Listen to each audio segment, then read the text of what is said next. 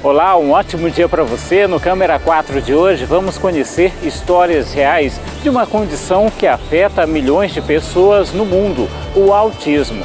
Famílias que não medem esforços na busca do melhor acompanhamento para os filhos e profissionais que dedicam a carreira para facilitar esse processo.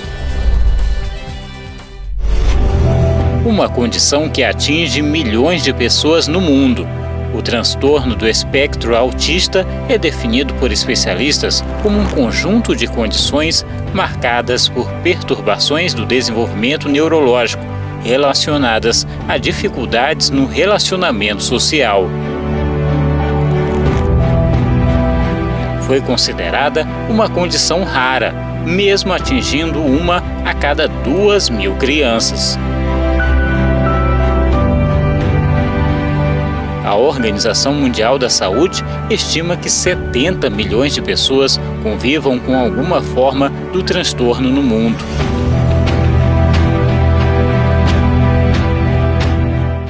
Elirdes conta que começou a observar algumas diferenças no comportamento do filho à medida em que ele foi se desenvolvendo.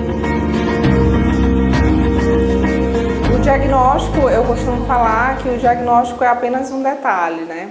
E minha história com meu filho começou desde a amamentação, né? A dificuldade na amamentação, eu sentia muita dificuldade de amamentar ele, e também o contato visual que eu percebia que ele não tinha. E aí a gente fica buscando respostas, né? Por que é criança? Por que o meu filho não está tendo contato visual? E aí a gente pensa, meu Deus, eu tô ficando doida, eu tô viajando na maionese, estou muito preocupada, porque a maternidade em si, ela traz isso, né? Nasce um filho, nasce uma mãe, mas nasce também uma preocupação, né? E eu percebia que esse contato visual ele não tinha. Levei para alguns pediatras, né? E alguns diziam, não, mãe, isso é normal, isso está dentro da normalidade do desenvolvimento da criança. Mas algo dentro de mim, né, o sexto sentido de mãe, ele não falha. E comigo também não falhou. E mais ou menos 1 ano e meio de idade, quando eu busquei uma ajuda maior, né, que foi através de uma psicopedagoga, ela me indicou um profissional, no caso um neuropsiquiatra infantil, né? E eu assim, olhava algo que eu achava que estava dentro das características do autismo e anotava, o meu filho não tinha contato visual, o meu filho tinha dificuldade em brincar com outras crianças, ou eu chamava ele, era como se ele não ouvia, ele não correspondia ao chamado, mesmo eu sabendo que ele não era surdo, que ele me ouvia, né?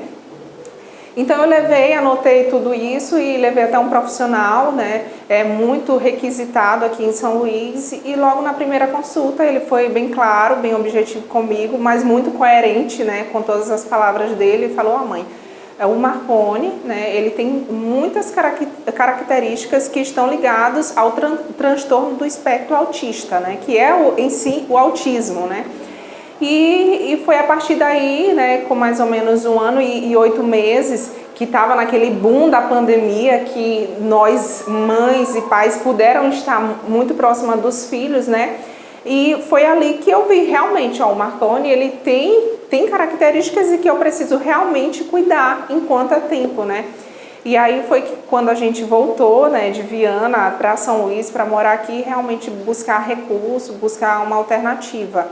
E hoje ele faz terapia, o Marconi, um acompanhamento com a terapia ABA, que é uma das terapias mais importantes, né? Psicomotricidade, fonoaudiologia, que é para melhorar a fala, né? Algumas crianças, infelizmente, elas não conseguem talvez ter um resultado tão bom, né? Porque são aquelas crianças que são não verbais. Hoje o Marconi ele já consegue ser verbal, né? Já consegue formalizar algumas frases. E assim, é uma construção. Uma construção. Um dia você tem ganhos aqui, mas outros dias você tem perdas, né? E então, como eu costumo dizer, eles são uma caixinha de surpresa, eles são realmente a imagem que o autismo hoje tem representado, que é um quebra-cabeça, né? Você tem uma peça aqui, mas tem outra que não se encaixa, que você tem que ir descobrindo aos poucos, né? E, além de tudo, Hugo, ter o amor, né, o acolhimento da família, de ter realmente essa aceitação de um diagnóstico, porque hoje os autistas, assim, né, muito já quebrado hoje, mas antes os autistas eram vistos como pessoas incapazes, né, e a gente sabe que não é isso. Meu filho é muito capaz, meu filho é muito amado, é muito querido, e é por ele que hoje eu estou aqui, é por ele que eu sempre que eu posso, eu ajudo outras mães com informações, porque são muitas informações e estamos aqui para isso. Um diagnóstico que nem sempre é fácil. Foi preciso passar por consultas diferentes com o filho Marconi, até a confirmação. Quando eu levei até o profissional, eu já tinha aquela convicção dentro do meu coração, mas ouvi da boca de um médico, o seu filho tem as características, é autista, é impactante, né? Aquilo ali te deixa realmente destruído. Muitas mães, elas passam por aquele momento de luto, né, que a gente chama, uma pessoa quer falar sobre isso, a gente não consegue. E algumas vivem por muitos anos essa fase de luto, né? E daí a importância de você ter esse acompanhamento e realmente direcionar e colocar dentro do seu coração, de trazer aquele amor. Não, realmente meu filho é autista, então não o porquê, e sim o para quê. Né? Para quê? Por que eu fui escolhida? Se você foi escolhida, isso é uma decisão que Deus deu a você, né? Uma missão. E eu me sinto hoje nessa missão, né? De ajudar o meu filho para que no futuro ele seja realmente uma pessoa, um adulto independente e faça as escolhas dele de acordo com o que ele quiser. Caminho que enfrenta barreiras e que nem todos conseguem superar. Realmente são perdidas, algumas nem... o que é o autismo, né? E algumas mães, infelizmente, ainda tem muito aquilo, o autismo, eu vou dar uma medicação e vou tratar. E não é bem assim, né? Tem terapia que realmente elas precisam aplicar no dia a dia. Tem muitas outras coisas que, se a gente fosse realmente falar hoje aqui, não daria tempo, mas... É tudo uma questão de informação, né? De direcionamento, de caminho e também de decisão. Tudo é uma decisão. Se você, enquanto mãe, enquanto responsável, ou pai, né? Enquanto responsável pelaquela criança, de colocar na sua mente, no seu coração, que você precisa ajudar o seu filho, que você pode advogar pelo seu filho, que você pode conquistar coisas maiores, é o início de tudo, né? É sair daquele momento de luto e realmente ir à luta, né? E aqui em São Luís, a gente, graças a Deus, a gente tem hoje algumas clínicas, né, que dão esse apoio, tem atendimento pelo SUS, é um pouco realmente difícil, mas é um caminho, é um início. Tudo no começo é difícil, mas aos poucos as coisas vão se ajustando. A atenção, o carinho da mãe com o filho e com a ajuda de profissionais levam a cada passo uma conquista diária e comemorada. Muitos médicos, né, eles olham uma criança, não, essa criança ela não é autista, o autismo é uma modinha. Infelizmente não é. Hoje, se não me falha a memória, a cada 34 crianças nascidas, uma é autista. Então, assim, ela é uma condição, porque o autismo não é uma doença, é uma condição que não importa a cor, raça, né? Não importa nada, ele nasce e realmente você tem que tratar, tem que direcionar. Infelizmente, muitos profissionais, eles fecham a mente para isso, né? Isso é até muito polêmico para a gente entrar em questão, infelizmente. Agora eu tenho um recado para você. Já pensou em morar pertinho da praia, pagando prestações que cabem no seu bolso? Chegou a sua hora. O Costa Araçagi Condomínio Clube é para você. ITBI, registro grátis, condições especiais e facilidade no seu financiamento. Área de lazer completa, apartamentos de 45 e 47 metros quadrados. Chame no WhatsApp para fazer o melhor negócio da sua vida. 98 99109 0335 ou 98 99188 4845, ou ainda aponte a câmera agora mesmo no QR Code que está aparecendo aqui na tela e fale imediatamente com um de nossos corretores. Seja para investir ou morar, o Costa Araçagi é o lugar. Um empreendimento Franer e Tenda. Dona Kate, o apartamento da senhora é babado. Tem até vista pro mar e é pertinho da praia. Um escândalo. Minha irmã, morar aqui no Costa Araçagi Clube foi a melhor decisão em toda a minha vida. E olha, eu paguei R$ 2.300 de entrada e as taxas foram todas gratuitas. Tu acredita? Tudo bem facinho. Entendi, Dona Kate. É barato mesmo. E tem segurança, aqui tem piscina, tem espaço pra festa, tem quadra.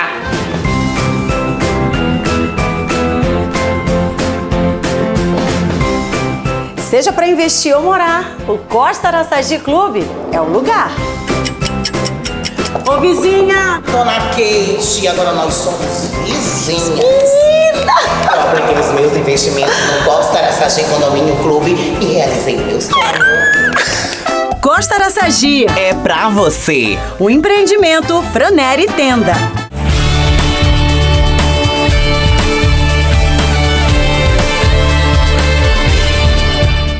Estamos de volta com o Câmera 4, que hoje fala sobre autismo.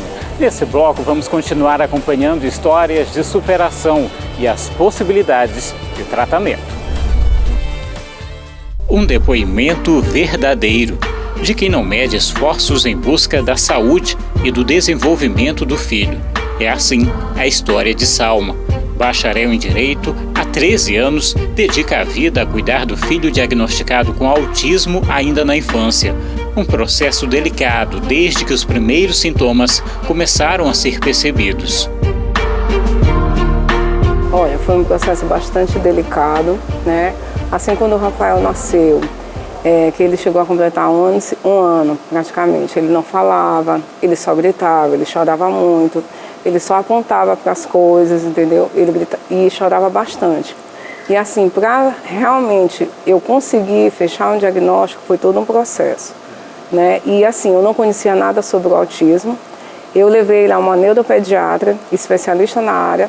Foi que nós fizemos todo um trabalho e ela realmente conseguiu fechar o diagnóstico. E aí nós encaminhamos imediatamente para o acompanhamento em uma clínica com toda a equipe multidisciplinar. Uma condição inesperada, uma notícia sobre algo até então desconhecido e que não esperava receber.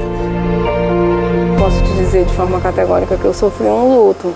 Eu chorei bastante, né? Porque quando a gente fica grávida, a gente acaba, né, sonhando, a gente vai ter um filho normal, que vai conseguir estudar, que vai para a faculdade, que vai trabalhar. E aí, no começo foi bem difícil. Porque, por exemplo, o pai do Rafael não aceitou a questão do diagnóstico dele. Então a minha luta começou desde aí. Eu acabei me divorciando, né? E hoje eu crio o Rafael sozinha. Então é uma luta diária ainda mais. E assim, hoje eu me sinto muito realizada com o meu filho, né? E eu sei que há um Deus que está cuidando dele. E que realmente essa evolução é graças, acima de tudo, a Deus e a toda a equipe multidisciplinar que realmente está nessa luta junto comigo. Porque se não fossem eles, talvez o meu filho não tivesse evoluído da forma como ele evoluiu. Entendeu? E o que eu posso dizer é que os meus sonhos não foram frustrados, eles foram apenas adiados. Diagnóstico, no entanto, que foi fundamental para que ela seguisse em busca do acompanhamento necessário. Foi muito importante para o Rafael, porque ele conseguiu desenvolver bastante, principalmente a questão da fala, a questão também do aprendizado. Eu posso te afirmar de forma categórica que, no caso, se o meu filho não tivesse todo esse acompanhamento com a equipe disciplinar, hoje ele não seria o que ele é. Ele consegue falar, ele se expressa muito bem, ele sabe ler, ele sabe escrever. E ainda, ou seja, ele foi alfabetizado, graças a esse acompanhamento com a equipe multidisciplinar. Isso é um processo. É um processo que é um processo lento, dia a dia, é feito diariamente, é uma constância. Você tem realmente, a mãe em si acaba abdicando de muitas coisas para levar para as terapias, para conversar com os terapeutas, tentar aplicar isso também em casa, porque é necessário ter, né, essa questão da família com os terapeutas profissionais que acompanham o seu filho, para poder realmente o seu filho vir a ter uma evolução. Hoje, ela divide a experiência aprendida no dia a dia com outras famílias, troca que considera fundamental. Muitas mães ainda não têm acesso. Se a gente for analisar as mães que realmente não têm acesso a uma clínica, que não têm acesso a um plano de saúde, eu acho que a quantidade é muito maior do que aquelas que realmente têm acesso, né? Acesso a uma equipe multidisciplinar, acesso a um atendimento adequado, porque hoje, para você conseguir fechar um diagnóstico de uma criança que tem transtorno de espectro autismo, leva bastante tempo. Hoje eles analisam durante 1 ano, 2 anos para poder fechar o diagnóstico de uma criança. E aí uma mãe indo até o SUS, né, para conseguir uma consulta, isso passa de 1 mês a 2 meses, ou, às vezes até 1 ano, para você conseguir acessar uma consulta com a neuropediatra. Né? E aí quando a gente consegue essa consulta, vem toda a questão de todos os exames, que no caso a neuropediatra geralmente passa, né? E aí já é outra luta você conseguir marcar esses exames. E muitas mães, devido a essa baixa renda e baixo conhecimento, acabam desistindo no meio do caminho. Um dos processos fundamentais para o desenvolvimento, principalmente para as crianças, é a terapia ocupacional. A área de dedicação de Fara, especialista no assunto, sabe bem a importância do acompanhamento.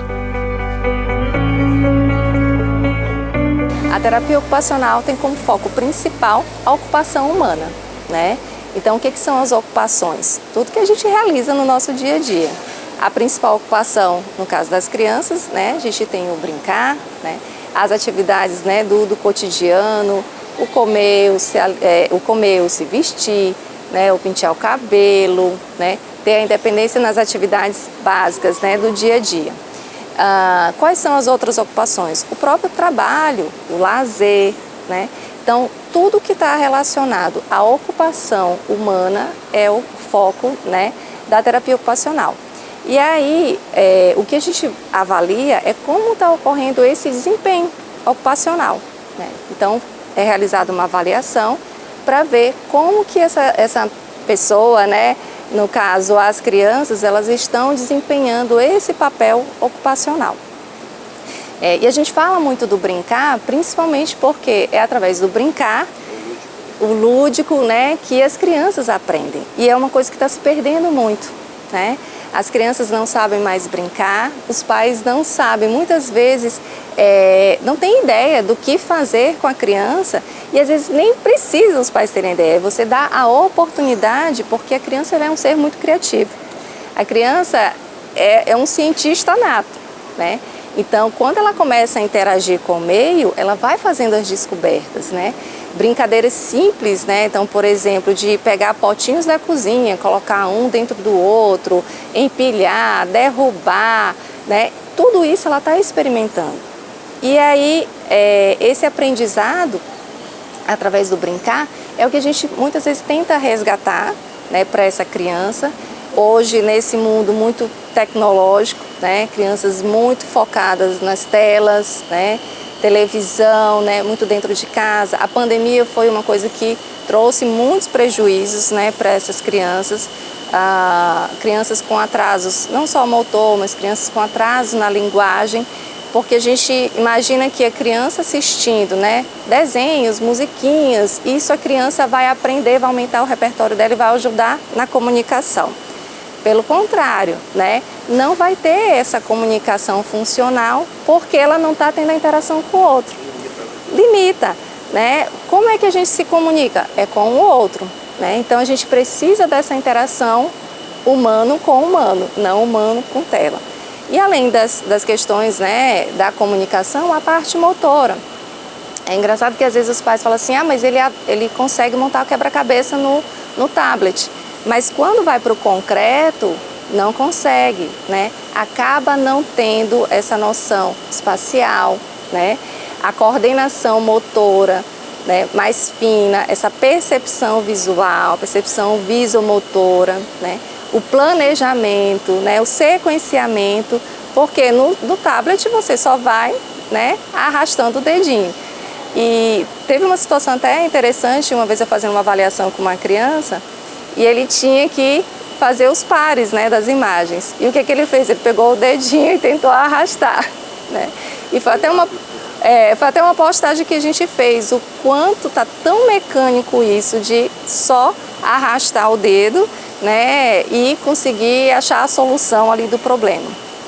Então, Na intervenção, né, com a terapia ocupacional, e hoje eu uso muito a abordagem da integração sensorial, a gente faz toda uma avaliação com essa criança, chega, né, com as demandas que a família traz, que é um outro ponto super importante que a gente tem batalhado muito para tirar mais esse foco biomédico de que nós profissionais sabemos tudo e a família não sabe nada. Porque o que eu posso achar numa avaliação, às vezes não é a necessidade daquela família. Então a família ela precisa ser escutada, né? O planejamento de uma intervenção ele precisa ser baseado no que a família está necessitando. A gente então faz toda a anamnese, faz a avaliação, vê como é que está o desempenho dessa criança no dia a dia, quais são as necessidades dela, né? E principalmente as necessidades que os pais estão trazendo para a gente, né? E aí a gente faz todo esse raciocínio para saber o que pode estar impactando, o que pode estar influenciando para que ela não esteja apresentando um desempenho, né, adequado. A maior parte das queixas, né, estão relacionadas, né, à interação, né, à comunicação, ao próprio brincar, ao se manter sentado para, né, fazer uma atividade, até uma atividade mesmo lúdica, né, atividade da escola, a dificuldade com a escrita, porque é uma outra demanda que vai muito para a terapia ocupacional, porque a primeira coisa que a gente precisa ver é como está esse global da criança, né? Então, o próprio nome diz, primeiro você vai para o motor global, o motor grosso, que é o andar, o chutar, o arremessar a bola, né? Ter esse planejamento mais amplo, para depois você ir refinando. E aí vem muito associado também a questão das escolas que acabam trazendo muita informação precoce e demandas precoces para a criança enquanto ela não está neurologicamente preparada.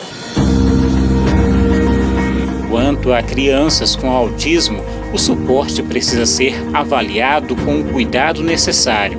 O acompanhamento da família também assume um papel mais que importante. A classificação do autismo, ela não é pela dificuldade da criança, né? É pelo nível de suporte, tá? Então, leve, moderado e grave é o tipo de suporte que a criança necessita para que ela possa desempenhar, né, as atividades dela da melhor forma, com autonomia e independência.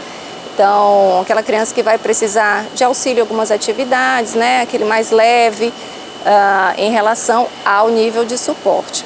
Então, a gente acaba atendendo muitas crianças, né, com autismo.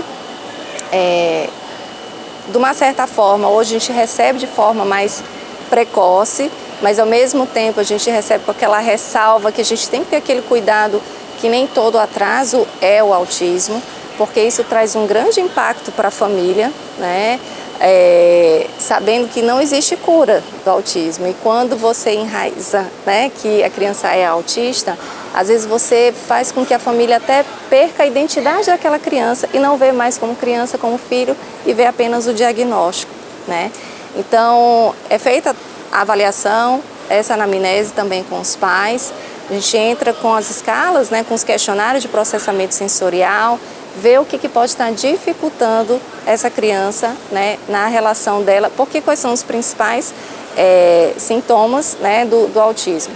A interação social, a comunicação e as estereotipias, né? Então, o que está mais impactando, né, na vida dessa criança e como a gente pode, né, auxiliar. Uma coisa que eu gosto muito de falar para os pais, o objetivo a gente não vai consertar ninguém aqui, não é um conserto. A gente quer entender como que a criança funciona, de que forma a gente pode auxiliá-la no dia a dia, né? Existem algumas acomodações sensoriais que essa criança pode utilizar, né? Como mantas, na hora aquela criança que tem uma dificuldade para dormir, usar um cobertor mais pesado, que a gente chama manta ponderada, pode usar, né, os fidgets, são brinquedinhos, né, que a criança, tipo o Pop-It, né, que virou aquela moda, né? Então, assim, a gente precisa entender qual é a demanda da criança e auxiliar essa família também a compreender.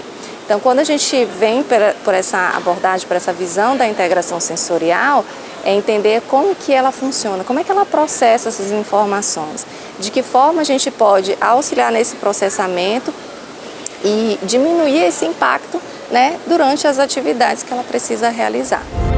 A intervenção precoce amplia as oportunidades de avanço. A intervenção precoce, né? Quanto mais cedo, melhor, né? Melhores resultados. E isso independe se a criança já tem um diagnóstico ou não, né? Como eu falei ainda há pouco, a questão da pandemia, ela trouxe muitos prejuízos para essas crianças, né? Então, crianças com atraso, né, na linguagem, na parte motora, né, em várias áreas, né, na parte da interação social. Então, quanto mais precoce, melhores resultados. Por quê? A gente tem uma janela de oportunidade, né, uma janela do desenvolvimento. De 0 a 3 anos é quando ocorre o maior número de formações, né, de redes neuronais, né, a neuroplasticidade. Então, assim, quanto mais precoce, mais fácil, digamos assim, de que a criança consiga ter transformações, né, nesse desenvolvimento, né, neurológico. E claro, né, se vem um pouco mais tarde, não quer dizer que não vá surtir um efeito. Vai, né? Então, assim, vai depender muito do que a criança necessita nesse momento. Voltando de novo, né, para a questão da integração sensorial, quanto mais precoce, mais fácil de a gente conseguir modular essa informação da criança, né? Em um outro momento a gente pode até falar realmente o que é a modulação, o que é, né, a discriminação, porque realmente é um assunto bem amplo.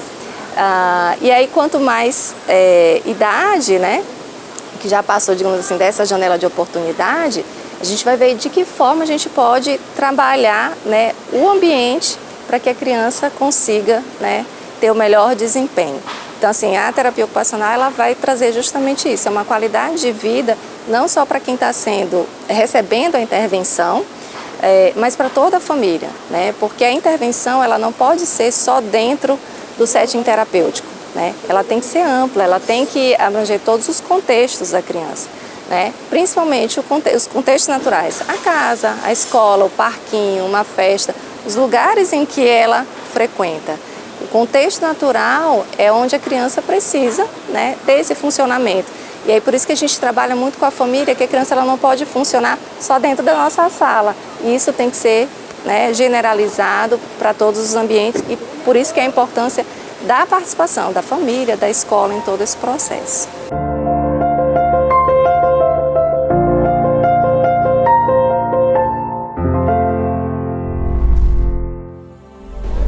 No próximo bloco, o avanço da ciência no acompanhamento do autismo e o relato de profissionais que auxiliam nesse processo. Até já!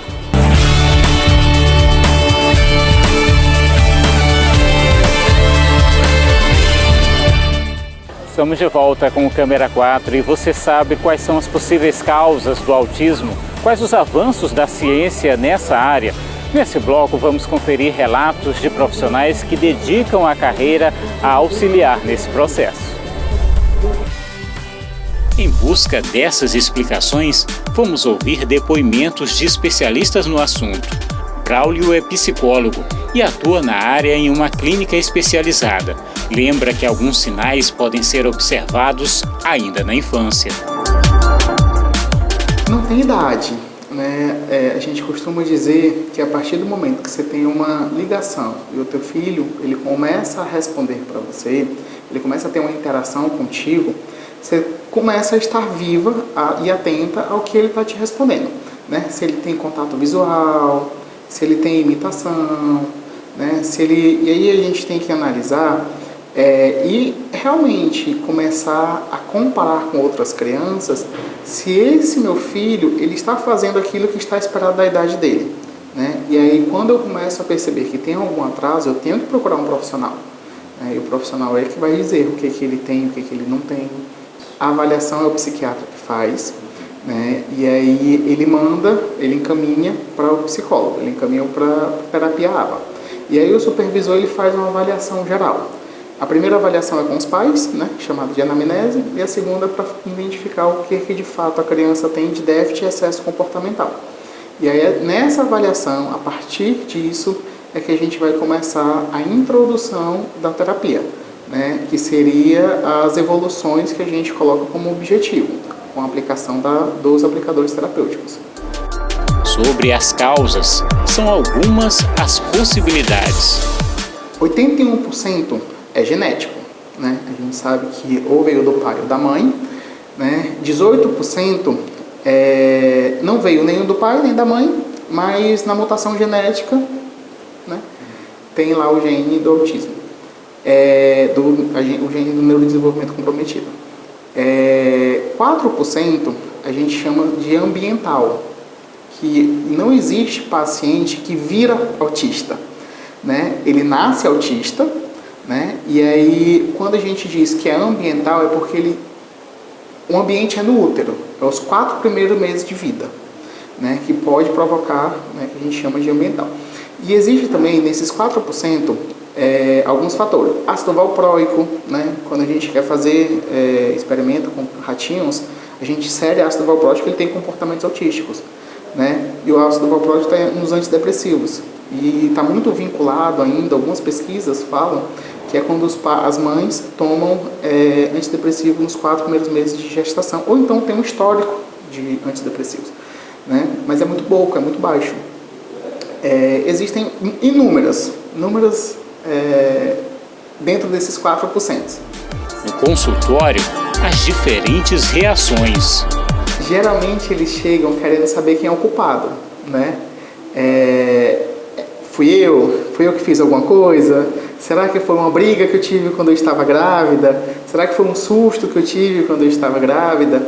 Né? E aí, será que foi quando meu marido brigou comigo? Geralmente eles têm muitas essas dúvidas. Ou então, é porque o pai dele é desse jeito, a mãe dele tem esses comportamentos. Será que não tem a ver? Né? E eles realmente, a desinformação é muito grande diante dos pais. Eu sempre digo que para eu conhecer um pai, eles sempre vão conhecer do autismo depois que eles estão em terapia. Mas quando eles chegam um pouco desinformados, apesar deles fazerem muita pesquisa, né? Quando eles recebem o diagnóstico, eles primeiro tomam um susto, depois eles virem começar a encher a gente de perguntas. E às vezes essas perguntas são da cabeça deles, né? E às vezes eles entram na internet, dão uma olhada e veem e começam a se indagar de algumas coisas. A experiência no diagnóstico e acompanhamento de casos também enfrenta dificuldades. Em algumas situações, a não aceitação é uma delas e pode levar a sérias consequências. Geralmente eles tardam a terapia, né? Alguns tem pais que sempre falam que eu era desse jeito, eu era um pouquinho atrasado, eu tinha um pouco de dificuldade de ler, eu tinha um pouco de dificuldade de falar também. Até hoje eu não gosto de falar com pessoas, né? E aí eles acabam deixando passar um pouco o tempo, né? E a gente sabe que a terapia ela é muito eficaz quando a gente está no tempo correto, quando a gente coloca um tempo hábil, um tempo suficiente para que a gente consiga fazer o desenvolvimento. E quando a gente atrasa, né, ao invés da gente atrasar 1 ano, a gente pode atrasar muito tempo, porque não é só 1 ano. É 1 ano que a gente estaria fazendo com que aquela criança evoluísse, com que aquela criança já tivesse experiência com a evolução dela. O avanço com as terapias é visto como um caminho. A ciência, uma forte aliada. A análise do comportamento aplicada é uma ciência baseada em evidências, onde a gente estuda o comportamento do paciente, né? A partir do momento que a gente faz essa avaliação, né, a gente analisa o que está em atraso e o que tem em expressividade, uma coisa que não necessita, que são excessos comportamentais. E depois que a gente consegue identificar dentro da ciência, com padrões comportamentais, com protocolos de avaliação, a gente começa as terapias, no processo de intervenção, ou para ensinar o que está em atraso, ou para diminuir esses excessos comportamentais. Por exemplo, um excesso comportamental, a criança chora demais, né? E ela tem uma consequência quando ela chora. Será que os pais entregam o celular? Será que os pais deixam ela assistir televisão, né, para que ela cale o choro? Então, a função desse choro está sendo reforçada, né? Então, isso é um excesso comportamental. E esse choro está vindo como uma forma de mando. O que é mando? A habilidade de pedir algo, né? De desejar algo, de comunicar o que ele deseja. Então, a gente precisa ensinar da forma correta como ela tem que pedir as coisas. Foi com esse pensamento que Bianca decidiu atuar na área. Uma das razões veio de dentro de casa.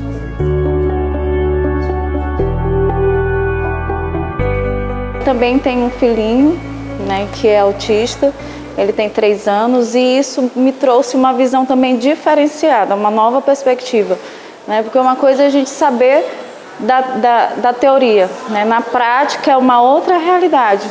Então, assim, a partir do momento que a gente tem essa vivência dentro de casa, a gente vai se colocando no lugar, né, do outro, a gente se coloca no lugar da mãe e vê qual que são os medos, qual que são essas necessidades, e por isso a gente tem essa visão, né, melhor, a gente consegue trabalhar melhor, porque a gente tem a visão empresarial, profissional e a visão pessoal, né, então gera mais uma empatia, né, assim como qualquer outra mãe, para mim também foi difícil, né, ainda mais por eu ter esse contato, mas assim, foi difícil, mas ao mesmo tempo a gente vê tanta resposta, né, nos tratamentos na nossa clínica, que isso me confortou mais rápido, né? Quer dizer, o choque ele vem, mas ao mesmo tempo eu penso, não, a gente sabe que o prognóstico é bom, fazendo um bom tratamento, né, fazendo a terapia de forma correta, com um bom profissional, a gente sabe que a gente consegue fazer com que essa criança vá bem longe, então isso me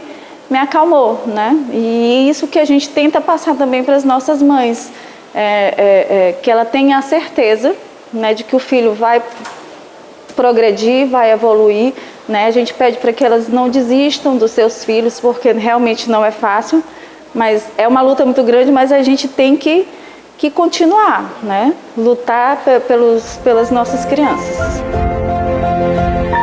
Dedicação dividida com a amiga e sócia Amanda, no atendimento a pessoas com autismo. Dona de uma clínica e escola que atende não somente crianças, sabe bem da importância da continuidade do acompanhamento. Quando nós pensamos em autismo, nós até cometemos um erro verbal que a gente fala crianças autistas, né? E quando a gente fala em crianças autistas, a gente parece que está excluindo o público infanto-juvenil, adulto. E nós sabemos que aqui em São Luís também nós não temos muitas opções clínicas direcionadas para esse público. E a gente começou a observar que esse público não tinha opções de terapia, de dar continuidade para a terapia, para os tratamentos, porque a maioria das clínicas são voltadas para criança, né, para crianças autistas. E aí a gente pensou assim, bem, e quando essas crianças crescem? E quando elas crescem, elas vão para onde? Né? Então não tinha nenhum espaço que trabalhasse em demandas diferentes, que a gente sabe que são demandas bem diferentes da criança. Nós trabalhamos para que eles tenham uma vida mais funcional, para que eles tenham uma vida mais ativa, para que eles consigam ter uma independência de atividade de vida diária, que para nós parece ser muito simples e para eles não, né? Muitos adolescentes, adultos que não conseguiam sequer às vezes fazer um simples sanduíche para lanchar. E isso é uma das nossas propostas, das nossas demandas que são trabalhadas aqui nesta unidade. A psicóloga, com vários anos de experiência no assunto, ainda se emociona até mesmo ao falar de cada conquista dos que, para ela, são mais do que pacientes. Para mim, assim, é extremamente emocionante, é gratificante. E a gente até chora mesmo, assim, quando as famílias chegam e dizem assim, eu fui numa médica e a médica disse, a médica ou o terapeuta disse que meu filho nunca ia, às vezes, não ia comer sozinho, não ia desfraldar, não ia se comunicar, não ia sentar numa mesa. E quando a gente chega numa clínica e que a gente é acolhido por todos, por toda a comunidade terapêutica, por todos aqui, e que a gente percebe o empenho, e que a gente percebe com o tempo, eles conseguem. Então, assim, e isso não tem preço pra gente, né? São coisas assim que para a família não tem preço. E pra gente, quanto profissional, que fazemos por amor, também não tem preço ouvir isso. Então, é essa a nossa gratificação, é esse o nosso reforço para a gente continuar trabalhando e fazendo o nosso trabalho. É escutar dessas famílias o quanto eles estão evoluindo. O quanto eles estão evoluindo e o quanto, principalmente nessa unidade aqui, que são jovens adolescentes, de 11, 12 anos, 13, 30 anos, e que não faziam nada e que hoje conseguem fazer muita coisa, conseguem ter muita independência. Então isso pra gente não tem preço. Realidade vivida por inúmeras famílias, com dificuldades superadas no dia a dia. Missões que impulsionam e emocionam também. Eu olho para o meu filho, eu faço uma avaliação dele de um ano atrás para hoje. Hoje eu considero ele um outro Marconi, né? Um Marconi que é desenvolvido, um Marconi que obedece muitos comandos, um Marconi que é muito menos sensorial, um Marconi que hoje consegue ir num parquinho ou consegue ficar em um ambiente com muito barulho. Então, assim, meu filho é o meu maior orgulho, né? Um diagnóstico não mudou o meu amor por ele, não mudou a realidade do que eu sonho para ele e do que eu sei que ele sonha hoje para a vida dele, né? E é isso, o que eu desejo para as muitas mães que recebem esse diagnóstico é direção, é amor, é empatia pelo seu filho e realmente de ir à luta, de ir por um caminho que vai ser difícil, mas que com certeza num futuro bem próximo elas terão vitórias. Quando o diagnóstico do Rafael, que a médica chegou para mim e disse, olha, seu filho tem autismo, eu lembro bem que a neuropediatra disse que seu filho tem autismo, num grau bem leve, né, e tem transtorno déficit intelectual. Ou seja, mãe, o seu filho não vai progredir. Ela foi bem categórica nessa questão, bem nessa parte do aprendizado. Aí eu disse assim para ela, se depender de mim, ele vai avançar sim. Porque eu vou buscar, eu vou lutar e eu vou conseguir com que realmente ele alcance êxito. E um dos sonhos da vida do Rafael é ele se tornar um grande jornalista e apresentar um programa na difusora.